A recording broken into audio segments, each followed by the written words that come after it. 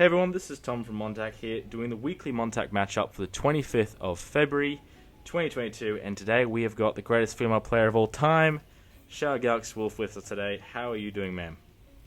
I'm good, how about you?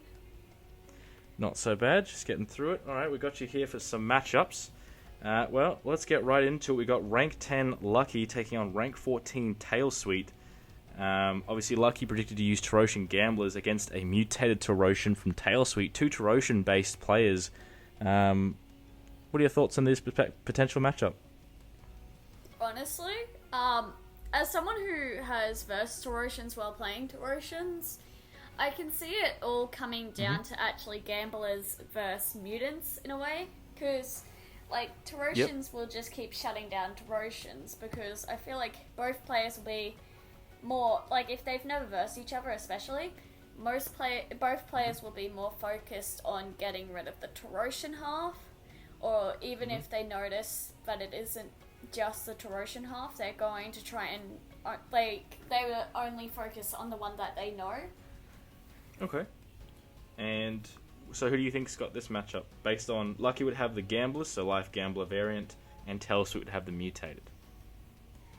Honestly, I've never really experienced how Lucky plays, so I can't really have a choice here, but if I had to go with one, honestly, I'd probably go Tailsweet, because I have the most experience with him. Alright, fair enough. Well, let's get into your matchup. You're taking on a former champion in Doozy. Yourself rank 7 against Doozy rank 9. Obviously, you yourself expected to be Terosians. Doozy going in with that probably Terosian Impact. I'm not sure if you're aware. Basically, that's a major thing of what they use.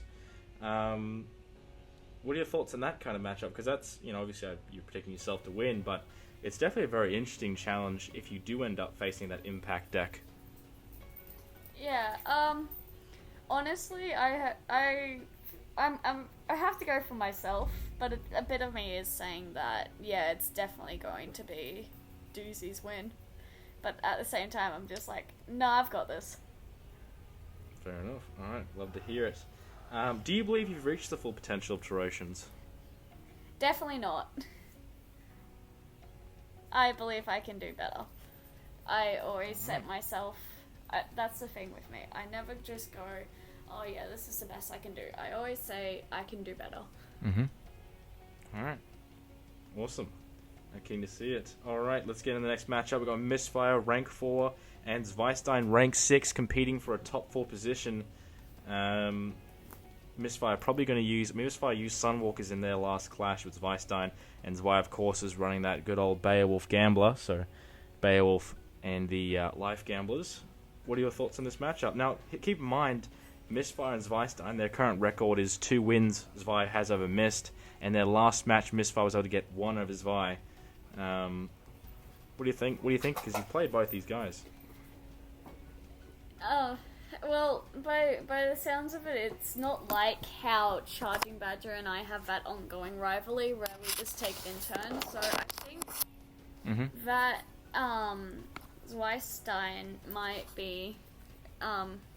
win, but maybe it's Misfire's turn to rise. But then again, you have said that Zwein's got the more wins over him.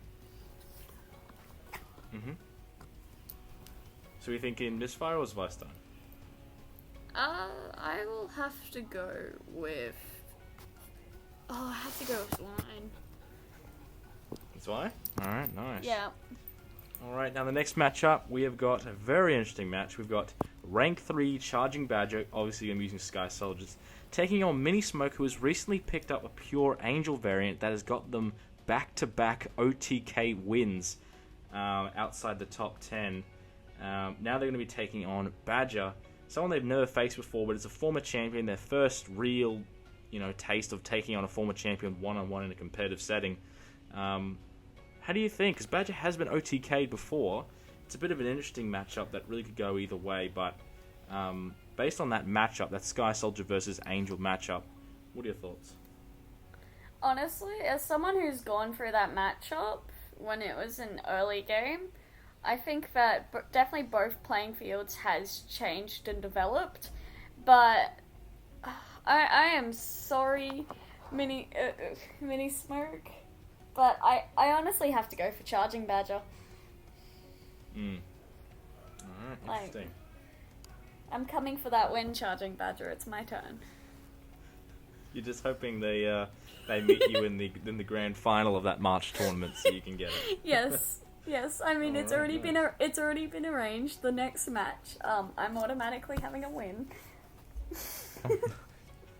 Goodness. Most predictable grand final ever.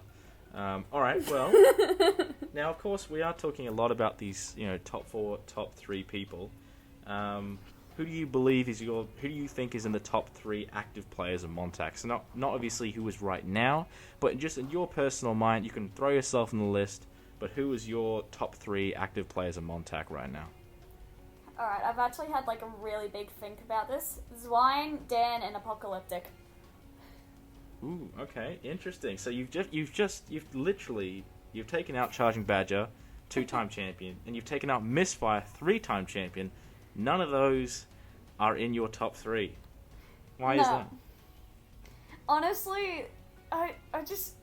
Well, actually, when you first said the question, I thought you meant a contributing member. But also, honestly, they are the most fun to play against.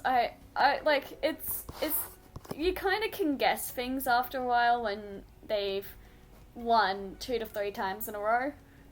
Where if they just constantly keep changing things up, it becomes interesting. I remember the first time I versed Dan, he came up with this idea, absolutely crazy, but he tried to pull it off.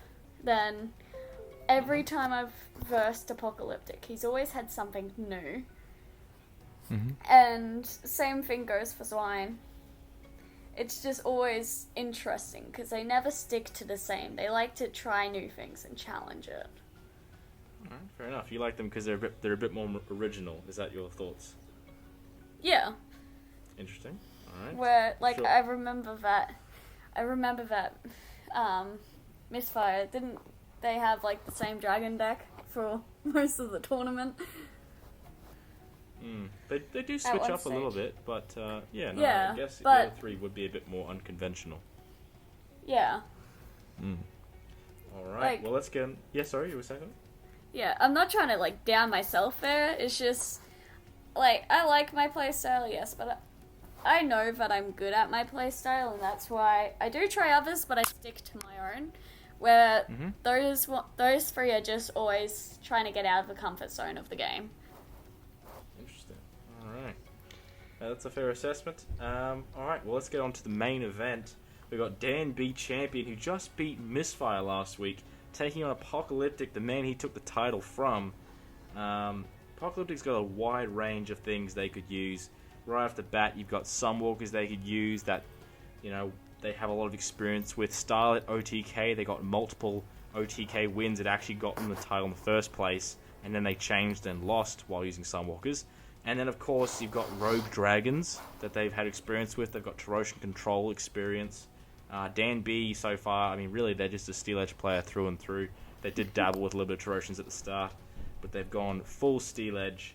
What are your thoughts on this matchup? It's quite an interesting one indeed. Yeah, well, although Bird Boy Gang is a part of that, with Apocalyptic being in there, I honestly have to go for Dan B. Dan B is just, squishy for me. I've been cheering on him. You know how I used to just always go for squishy? It's just always squishy. Dan B has taken that place. I have high hopes for Dan B.